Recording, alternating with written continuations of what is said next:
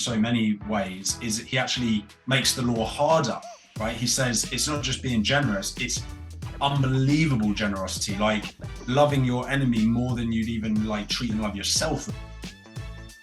Welcome to the Bible in 1 Year podcast, brought to you by two Brits and aBible. Today is Luke 10 and 11, but day 301. I don't know what happened in my brain in that. Dude, that was fantastic. I was like, what happened? Just keep that. Yeah. All right. Love it, fella. All right. We've got a rock off. Yes, sir. Let's have it. 3, 2, 1. 3, 2, 1. I think that ties it up, mate. Nice. On you. Yeah, you must have been in my head a bit because I literally just forgot my one line that I've said 301 times. But anyway, so quick one to start with. Luke 10 verse 3. Go, I am sending you out like lambs among wolves. This is talking about the disciples going off to evangelize. Evangelism can be very dangerous work. But remember, it was even more dangerous at that time. I mean, they were actively being persecuted and thought of as crazy people at this point, right? Yeah. You know, because everyone was pagan and worshipped the Roman gods, Greco-Roman gods and all that. But just remember now, particularly if you're listening and you live in the West, there's not much excuse really not to evangelize, at least a bit. Worst case is they might say you're stupid or you smell or something. Despite it, really. There's not much danger in evangelizing now. So take heart, be brave, go for it. And Luke 10 verse 17, the 72 returned with joy and said, Lord, even the demons submit to us in your name. And we've talked a lot about this as well, but when Jesus gives us authority over things, anything is possible. So, you know, a big part of that is believing it's possible as well. And I'm sure, Adam, you have loads of stories. I have a few, even in the first few years of being a Christian, just like miraculous healings and like ways that God works. That just is incredible. Yeah. Through right. history. Yeah. Absolutely, man. Yeah, very true. I love it actually that you've won that rock off, because what I really wanted to say actually is literally the very next part of 10:17. I was going to talk about the lamb among wolves, but you've crushed that. And then that same bit, like demons submitted to us in your name. But what I love is then in verse 20, it says, however, do not rejoice that the spirits submit to you, but rejoice that your names are written in heaven. And I think there are times and there are accounts of Christians throughout history where God's used them in such mighty and powerful ways, but then some of that goes into their own ego and goes into their own like pride. Right. And then it becomes more about them and their ministry than Jesus and God working through them. And I think that is such a key thing, that every time we see something like that, we have to just immediately turn it back and just, we are the vessel, God, you are the creator. And it's just such an important thing to cling on to. That's great. That's really, really good, man. So important. Reminds me of a little story from my pastor, but I'll probably leave that for another time. Anyway, so then my next point is onto the Good Samaritan, but I think you got probably a couple before that, actually. It is also the Good Samaritan, but right early on, it's not so much the story of the Good Samaritan, it's how he gets to it. And I love it because in 10:25, on one occasion, an expert in the law stood up to test Jesus. Teacher, what must I do to inherit eternal life? What is written in the law? He replied. Jesus replied, how do you interpret it? How do you read it? And I like it because it's like Jesus could just answer the question, but instead he puts it back on the expert in the law. And it's like he's making him do his own legwork.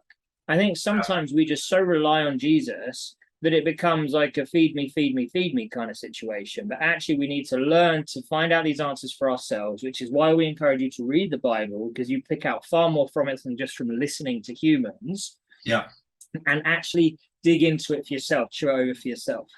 Love that. Yeah. You're on en fuego, as they might say in the Hispanic world.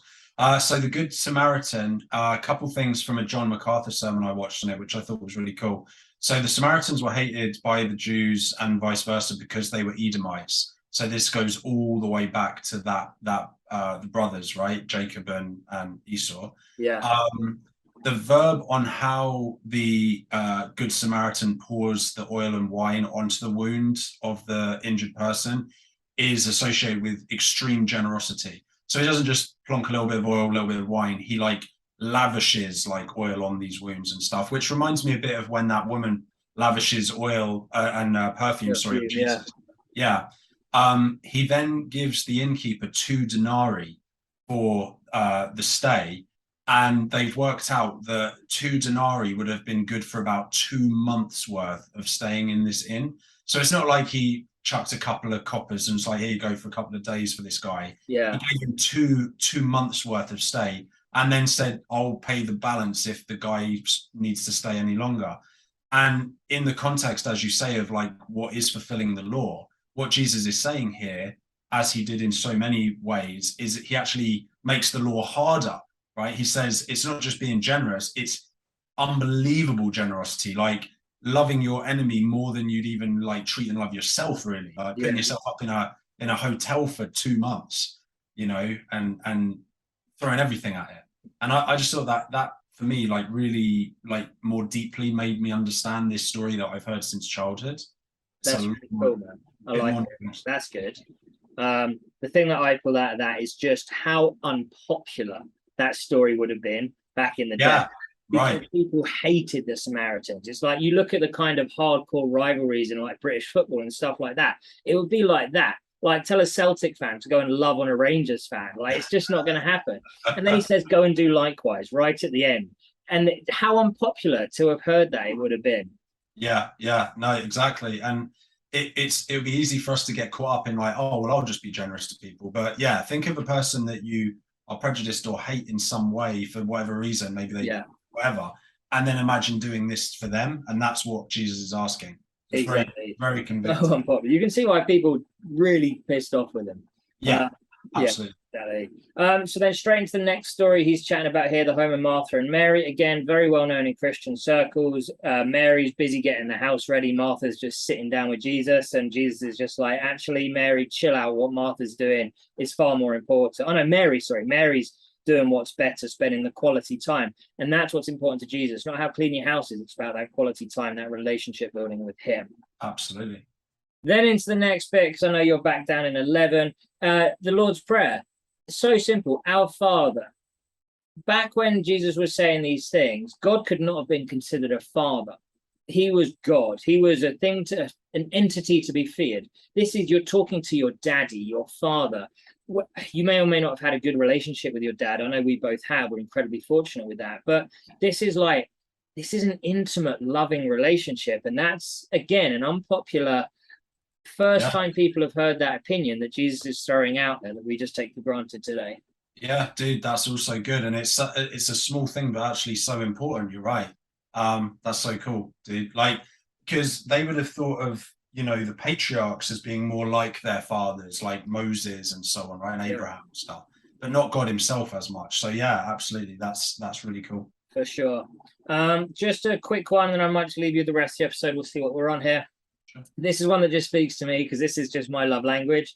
It's saying, like, go and ask people for things. If you knock on somebody's door in the middle of the night, they're not going to get up and give you the bread that you've asked for because they want to. They're going to get up just because you asked them to. And it says, because of your shameless audacity, he will get up and give you as much as you need. I'm a there's no harm in asking kind of guy. That's my verse right there. My shameless audacity in asking. You can say, no, I ain't going to be offended, but no harm in asking. Yeah. I love that, dude. And yeah, that very much. It reminds me of when I was visiting you in Canada and you managed to ask to get me a free gym membership and stuff while I was there. Like, like, oh, I don't know. And you're like, oh, go on. And they're like, oh, right, fine. Love that. From Luke 11, verse 9, same thing. Ask and it will be given to you. Seek and you'll find. Knock and the door will be open to you. I just want to link that extreme generosity that Jesus talks about in the Good Samaritan.